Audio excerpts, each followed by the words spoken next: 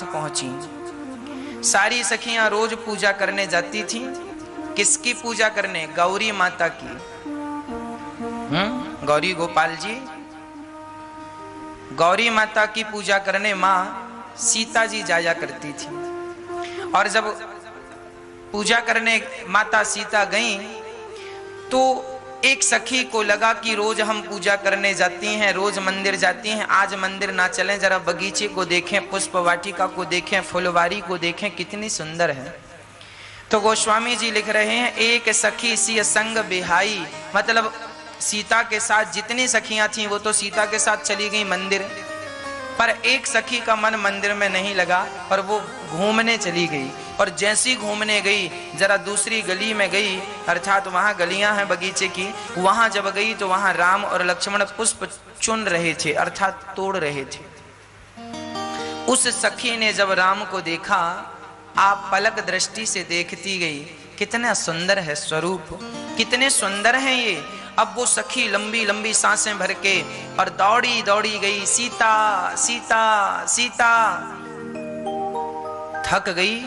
सखियों ने कहा, क्या हुआ, इतनी परेशान क्यों है, किसी ने तुझे मारा क्या, किसी ने कोई डांटा, खतरा है क्या? बोले खतरा नहीं, अब तो आनंद ही आनंद है। फिर परेशान क्यों है? बोली चलो हम तुम्हें भी दिखाना चाहते हैं कुछ। क्या दिखाना है? उस सखी ने, अच्छा वो सखी जो थी ना वो कौन थी?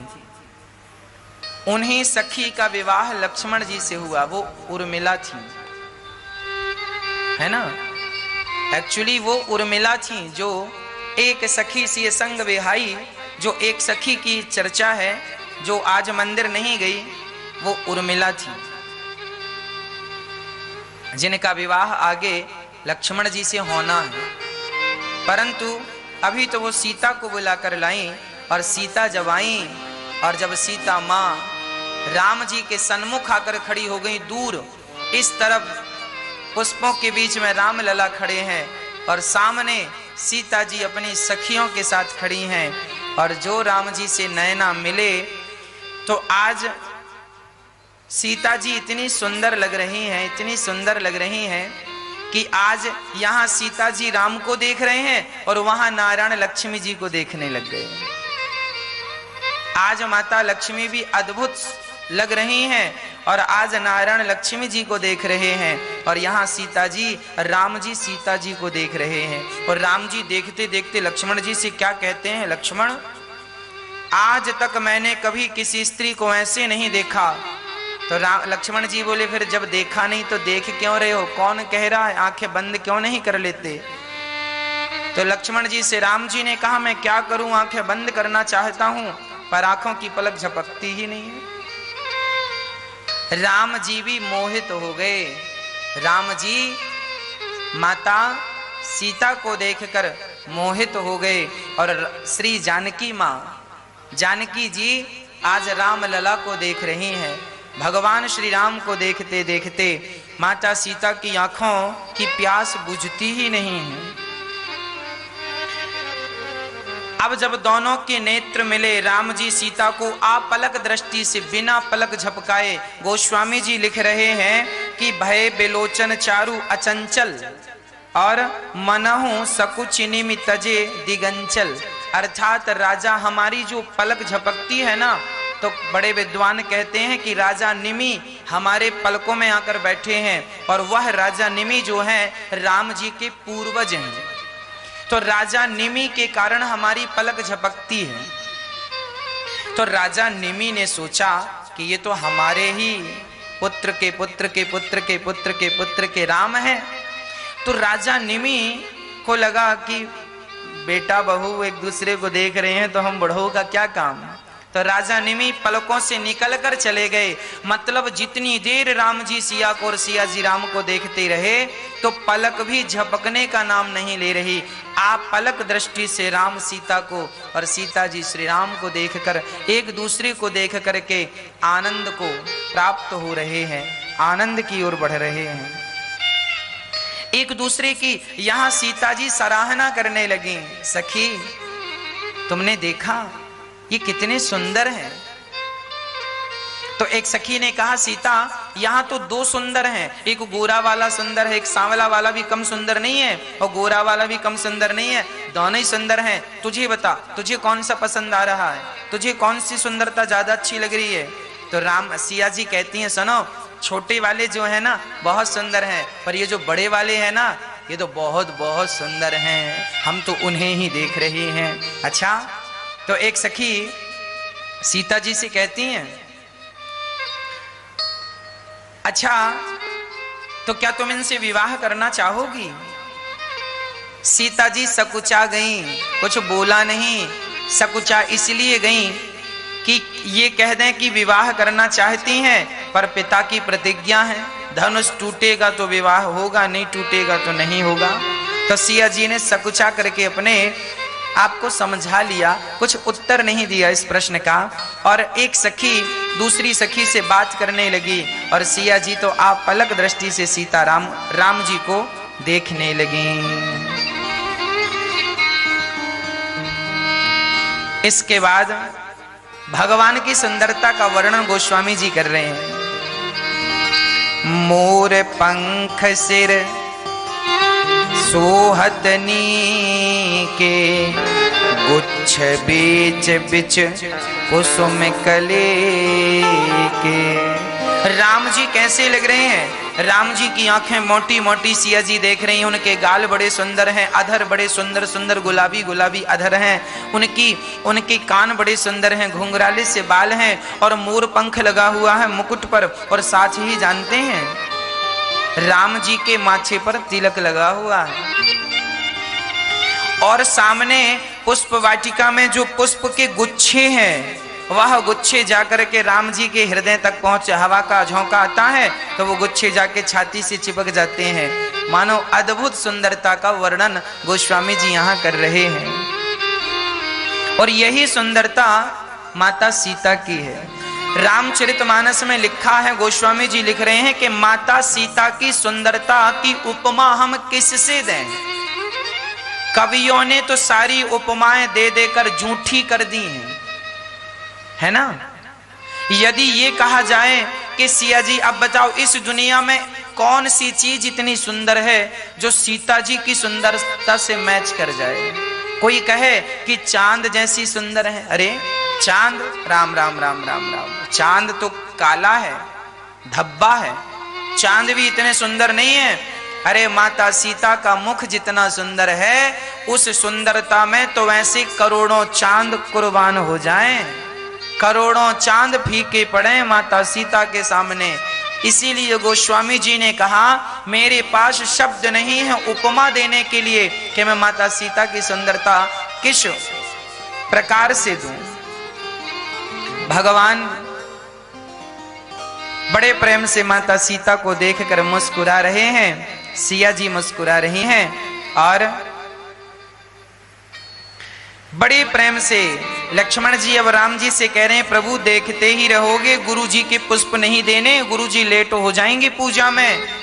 अब राम जी का ध्यान भंग हुआ, वहां सीता जी सकुचा गई, चलना नहीं है तुम्हें, धनुष यज्ञ में भी तो जाना है तैयार होकर। वहां सीता राम एक दूसरे को देखकर राम जी अपने लक्ष्मण के साथ चल पड़े और सिया जी वहां सखियों के साथ चल पड़ी। और जब सिया जी गई तो सिया जी चली तो गई पर मन राम जी की तरफ है। अब सिया जी जा रही हैं, सिया जी ने अपनी सखियों से कहा जरा हमारे दोनों हाथ पकड़ लो और हमें तुम लेकर चलो, हम आंख बंद करके जाना चाहती हैं। क्यों आंख खोलना क्यों नहीं चाहती? बोले अभी अभी राम जी को देखा है ना, आंख खोलेंगी तो हो सकता वो आंखों से निकल जाएं, तो आंखें बंद कर लें, किवाड़ बंद कर लें, अभी अभी तो बसाया है, अब किवाड़ बंद कर लेंगे तो वह बाहर जाएगा नहीं। तो तुरंत सिया जी ने अपने नेत्रों को बंद कर लिया और राम जी की वही बाकी झांकी हृदय में रख करके राम जी को निहार रही है। माता सीता निहार रही है आंखें बंद करके, उन्हीं राम का पावन चिंतन, उन्हीं राम का पावन दर्शन कर रही हैं। और दर्शन करते एक सांवले एक गुरु। अब जब बार बार माता गौरी से कहने लगी कि माँ आप हमें इन्हीं को पति रूप में प्रदान कीजिए, तो माता गौरी ने फिर कहा ठीक है तुम्हें यही मिलेगा। और माता गौरी ने अपने गले की माला निकाल कर सीता के गले में पहनाई। ये लो, ये आशीर्वाद है, तुम्हारा मनोरथ सिद्ध होगा। जानी गौरे अनुकूल सिया ही हरस न जाय कहे, मंजुल मंगल मूल वाम अंग फरकन लगे। वाम अंग माता सीता के बायां अंग जो है वो फड़कने लगा।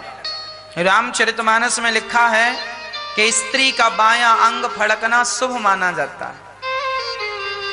स्त्री का बायां अंग शुभ माना जाता है। बाईं आंख फड़कना, बायां कान फड़कना, अंग में कंधा पांव जो भी है मतलब बायां अंग, और पुरुषों के लिए दाहिना अंग शुभ माना गया है। स्त्री का बायां वाम अंग फड़कन लगे, ये लिखा है।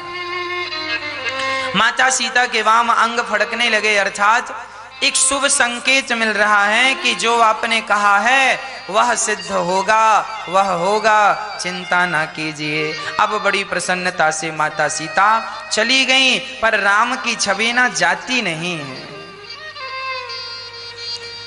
हृदय में बैठ गई है वो छवि, और आनंद के साथ माता जानकी चली हैं। और यहां पर अब गुरु जी से कह रहे हैं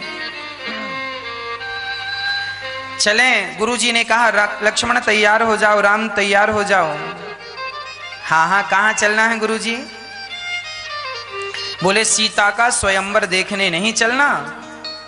हाँ हाँ चलो। अब राम और लक्ष्मण तैयार हो गए, और गुरु जी आगे आगे और लक्ष्मण जी, राम जी बीच में और लक्ष्मण जी पीछे पीछे। हमेशा गुरुजनों के पीछे पीछे हमें चलना चाहिए। राम जी ने अपने गुरु जी को आगे कर लिया, पीछे पीछे चले। और जब जनक जी के उस धनुष यज्ञ में पहुंचे तो वहां पर सब मंचन ते मंचु एक सुंदर बिरसद विशाल, सुंदर विसद विशाल, मुनि समेत देव बंधु तहाँ बैठा रे महिपाल। सब मंचों से एक मंच श्रेष्ठ बना रखा था श्री जनक जी ने। और वहां पर जब राम जी आए, लक्ष्मण जी आए, गुरु जी आए, तो गुरु जी को मध्य में बिठाया। एक तरफ लक्ष्मण जी, एक तरफ राम जी बैठ गए। अब सब लोग बैठे हैं, और वहां राजाओं की भीड़ लगी है। सारे राजा बैठे हैं, और सारे राजा जो थे ना वो राम जी को देखने में देखते ही रह गए। किसी ने पलक नहीं झपकाई। राम जी इतने सुंदर हैं कि राम के दुश्मन भी यदि राम जी को देख लेना, आगे कथा आएगी कि जब राम जी ने, लक्ष्मण जी ने सूर्पनखा की नाक काटी तो खरदूषण आए, और खरदूषण ने राम जी को देखा तो उन्होंने देखा कि देखो तो वैसे तो इन्होंने हमारी बहन की नाक काटी है, गुस्सा तो हमें बहुत है, पर ये इतने सुंदर हैं कि इन्हें मारने का मन नहीं कर रहा है। हाँ? बध लायक नहीं, ये बध के लायक नहीं है, ये इतने सुंदर है। मतलब भगवान का स्वरूप ऐसा था और स्वभाव ऐसा था कि भगवान के दुश्मन भी उनके स्वभाव और स्वरूप पर आसक्त हो जाते थे, मोहित हो जाते थे। अपनों की क्या हालत रही होगी जब दुश्मनों की ये हालत है। तो राम जी जब गए तो वहां जितने लोग थे सब गदगद हो गए। पर वहां एक बात और है कि राम जी, हजारों राजा बैठे हैं और राम जी सबको वैसे ही दिख रहे हैं जो जिस भाव से देख रहा है। कोई राम को देख करके भगवान का स्मरण करता है तो राम जी उन्हें भगवान के रूप में दिखते हैं। कोई भगवान को दुश्मन भाव से देखता है तो भगवान उनके सामने दुश्मन के रूप में दिखते, नरसिंह रूप में दिखते हैं, वो कांप जाता है ना। जाकी रही भावना जैसे प्रभु मूरत देखूं तिन तैसी।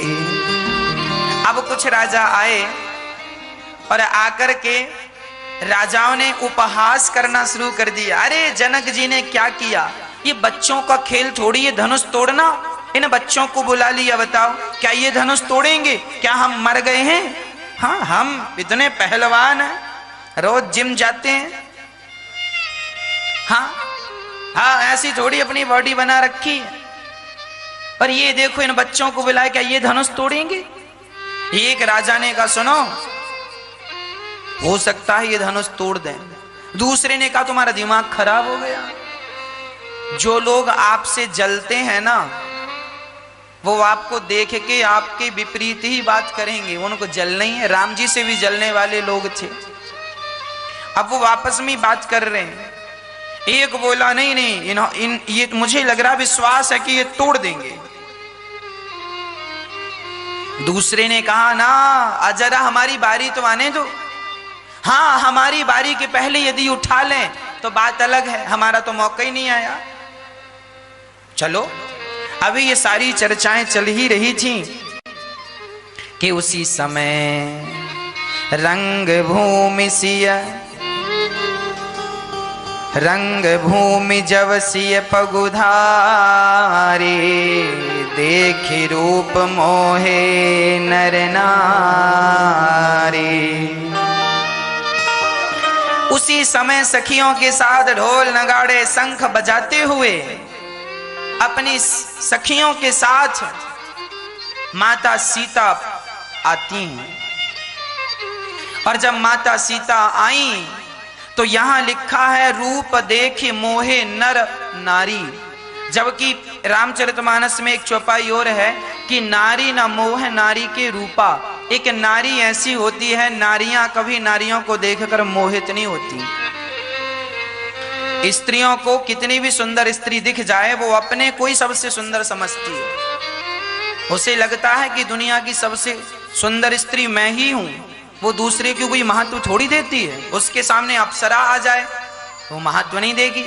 तू क्या जानती है, मैं सब जानती हूं। तू क्या दिखती है, मैं तेरे से अच्छी दिखती हूं। नारी नारी के रूप को देखकर कभी मोहित नहीं होती। पर यहां लिखा है देखि रूप मोहे नर नारी। आज सीता माता को देखकर केवल पुरुष नहीं, नारियां भी मोहित हो गईं।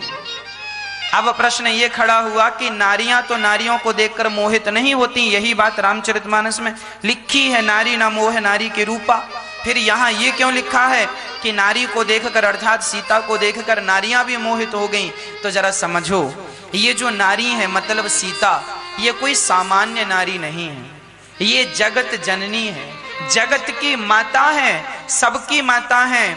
और आज सामान्य स्त्रियों को देखकर भले स्त्रियां मोहित ना हो, पर यह तो जगत जननी है, इनको देखकर तो सब मोहित हो ही जाएंगे। इसमें कोई आश्चर्य नहीं है, क्योंकि इनकी तुलना सामान्य स्त्रियों से नहीं की जा सकती। ये जगत जननी है, साक्षात महालक्ष्मी है, साक्षात भगवान की अर्धांगिनी है। इसलिए इनको देखकर मोहित होना स्वाभाविक है, कोई बड़ी बात नहीं। इसीलिए यहाँ सीता माँ को देखकर सब मोहित हो गए। अच्छा देखिए, पहले की लड़की जब विवाह होता था तो मंच में कितनी शालीनता और शांति से आती थी, और आज की लड़कियां जब मंडप में जाती हैं अपनी शादी के लिए, जयमाला के लिए, शांति से आया ही नहीं जा रहा है उनको। आज की लड़की तो नाचती नाचती आती है, हल्ला मचाती आती है, मैं आ गई मैं आ गई मैं आ गई। सीता जी इतनी शांति से शालीनता से आ रही हैं, सब देखते के देखते रह गए। तो माता सीता जब रंग भूमि जब सिय पगुधारी, देखी रूप मोहे नर नारी। सब कोई बड़े प्रेम से राम जी सीता जी सखियों के सहित गईं, और वहां एक झरोखा था, वहां जाकर माता सीता सिंहासन पर बैठ गईं। सखियां खड़ी हैं और बड़े प्रेम से अब वहां पर लोग आए, इकट्ठे हुए और विरदावली गाई, सुनाई, वहां का आदेश सुनाया।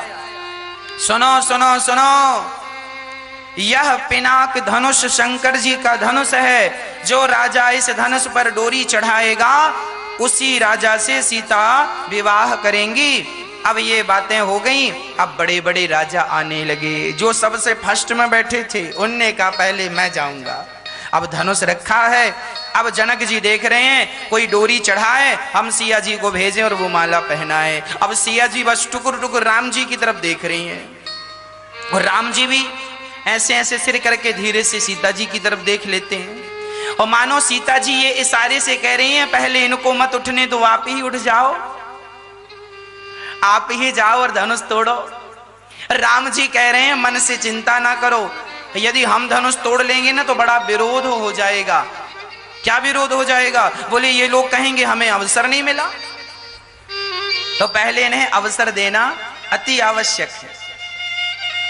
तो राम जी चुपचाप बैठे हैं और बड़े बड़े राजा है ना, रावण भी वहां पर आया था